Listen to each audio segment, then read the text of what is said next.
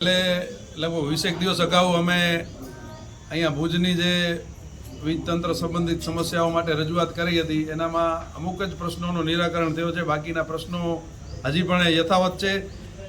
લો વોલ્ટેજની જે સમસ્યા છે એ સમગ્ર શહેરમાં સતાવી રહી છે. એના લીધે લોકોને એક તો આવી કાળઝાળ ગરમીમાં ગરમીનો પ્રશ્ન ઉપસ્થિત થાય છે. ઉપકરણો બળી જવાના કારણે આર્થિક નુકસાની ભોગવવી પડે છે. લાઇટ આવવા જવાનો જે પ્રશ્ન છે એ વધી ગયો છે. અગાઉ એક સમય હતો કે જ્યારે જીબી કે પીજીવીસીએલ છે એ એક સેવાનું માધ્યમ હતું, પરંતુ આજે આ એકદમ વેપારી સંસ્થા બની ગઈ છે.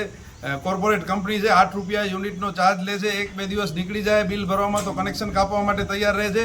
ત્યારે જે રીતે એ લોકો પોતાના પૈસાની વસૂલાત કરે છે, જે ભાવ લે છે એ પ્રમાણે એમણે સેવા પણ એવી જ આપવી જોઈએ અને એ આપવામાં આ તંત્ર 100% ઊણું ઉતર્યું છે.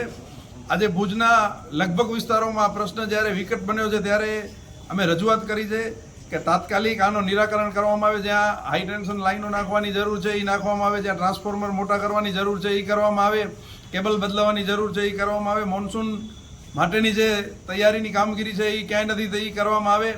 આ બાબતે રજૂઆત કરી અને જો હવે અમે ત્રીજી વાર આ બાબતે રજૂઆત કરવા નહીં આવીએ, જો આ પ્રશ્નનું નિરાકરણ 10 દિવસમાં નથી થયો તો જીબી ભુજ સિટીના જે યુનિટની કચેરી છે એને 100% તાળાબંધી કરવામાં આવશે.